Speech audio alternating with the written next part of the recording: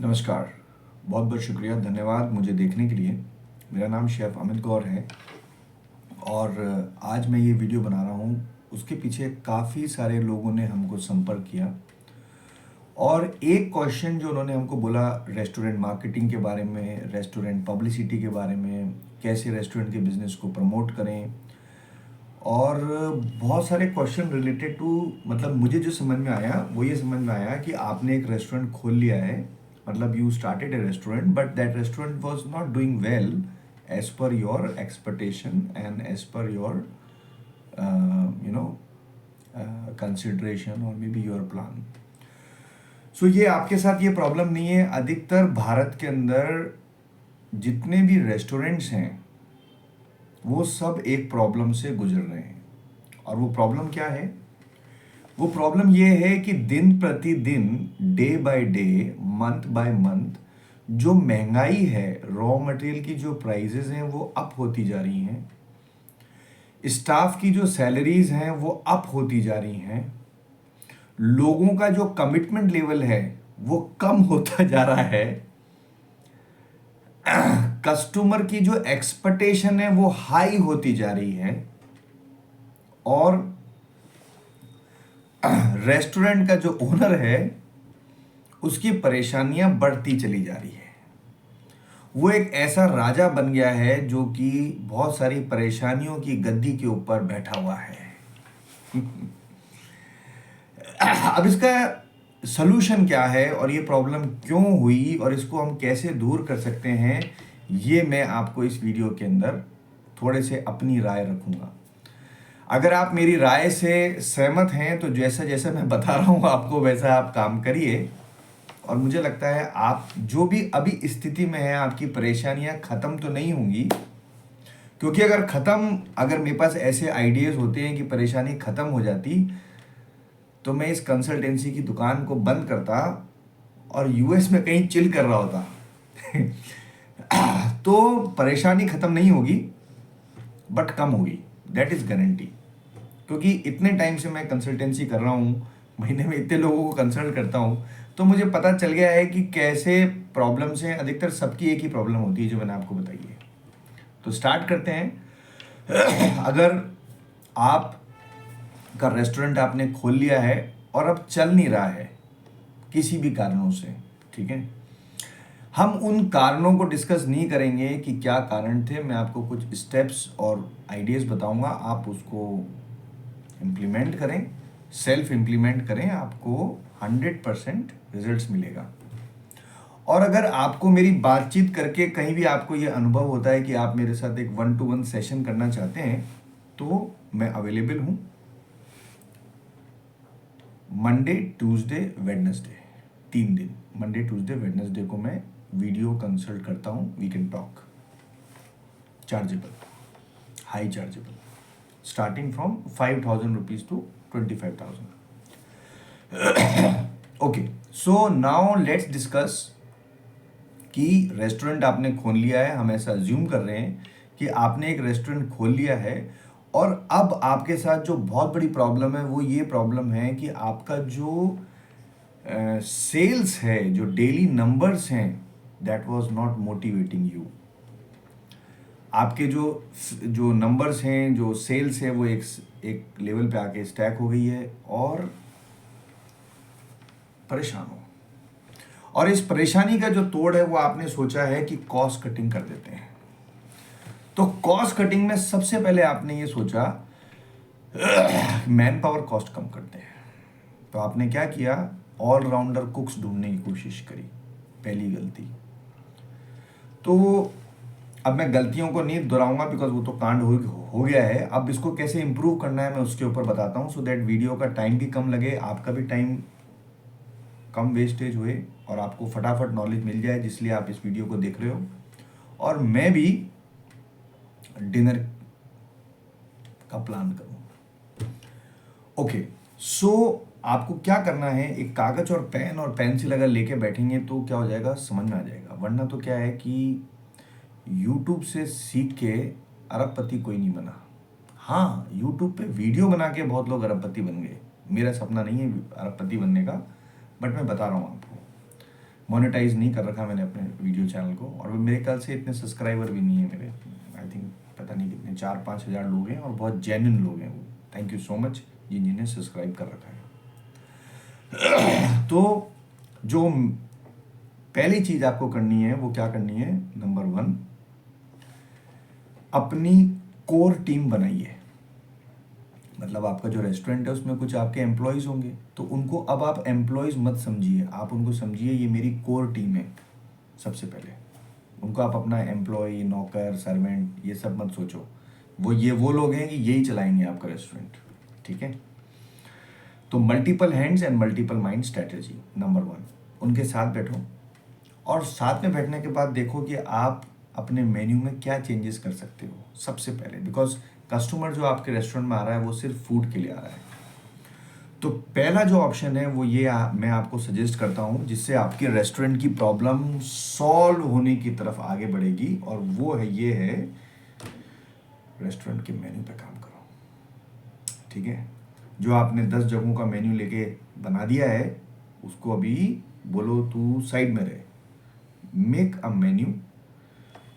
और कहीं लिखा हुआ नहीं है कि आपको रेस्टोरेंट में जो भी लोग आएंगे आपको उन सबको खुश करके भेजना है, कि भाई किसी ने चाइनीज़ मांगा तो हाँ हाँ चाइनीज़ मिलता है ना, किसी ने बोला बर्गर तो हाँ हाँ बर्गर मिलता है ना। ये कहीं लिखा हुआ नहीं है कि जो आपके कस्टमर आ रहे हैं आपको उनको मैक्सिमम डिशेस अपने मेन्यू में होनी चाहिए, कहीं लिखा हुआ नहीं है।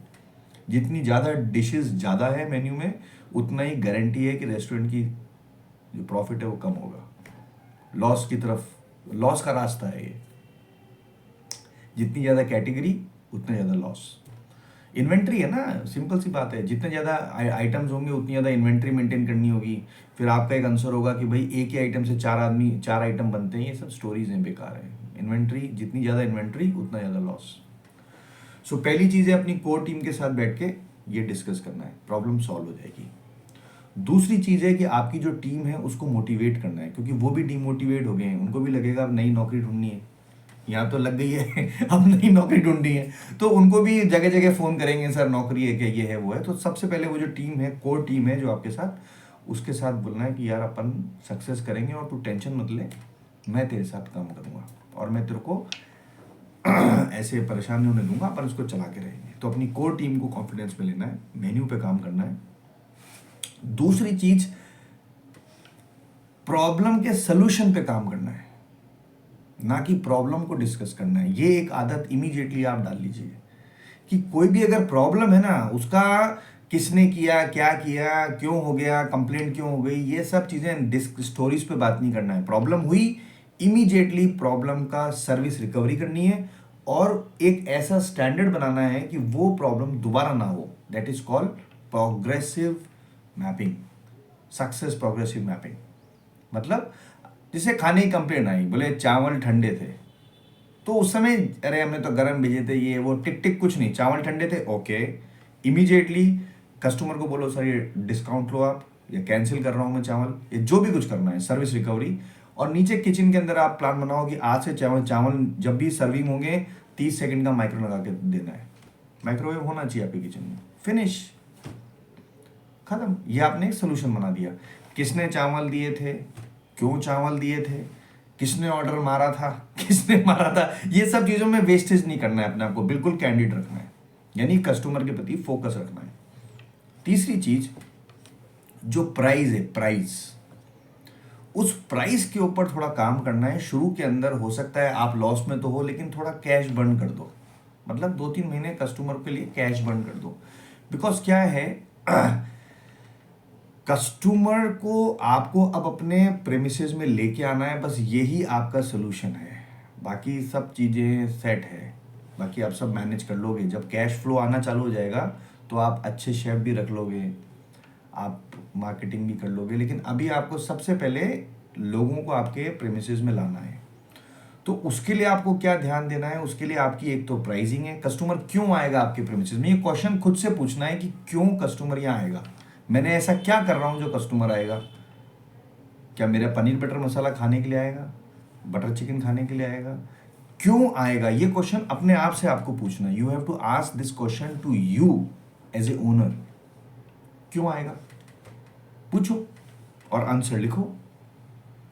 ये जो आंसर्स होंगे जो आपका माइंड आपको बताएगा, ये आपके सक्सेस के फार्मूलेज हैं। Yes, this is the success फार्मूलेज। तो ये क्वेश्चंस कंसल्टेंट भी क्या करेगा, हम लोग क्या करते हैं, जब आप हमसे कोई कंसल्टेंसी लेते हैं कि हमको ये प्रॉब्लम आ रही है, तो हम क्या करते हैं, हर जगह डॉक्टर तो है नहीं कि बता दिया बुखार है तो पैरासीटामोल खाओ। हम लोग क्या करते हैं, उसको एनालिसिस करते हैं कि ये क्यों हो रही है प्रॉब्लम, क्यों हो रही है, ऐसे क्वेश्चन पूछते हैं क्यों, फिर लिखते हैं कागज के ऊपर कि ये हो सकता है कारण, ये हो सकता है, ये हो सकता है, फिर उसको हम चेक करते हैं, फिर देखते हैं हाँ यार ये प्रॉब्लम थी, तो अब इसका सोल्यूशन, प्रॉब्लम मिल गई तो सोल्यूशन निकल जाएगा। तो खाने का बिजनेस एक ऐसा बिजनेस है जो मैंने कभी देखा नहीं कि लॉस में हो या बंद हो जाए। वो बंद तभी होता है जब ओनर फोकस नहीं होता। ये जिम्मेदारी आपको अपने ऊपर लेनी पड़ेगी as a owner. Owner focus नहीं होता, एम्प्लॉय फोकस नहीं होते।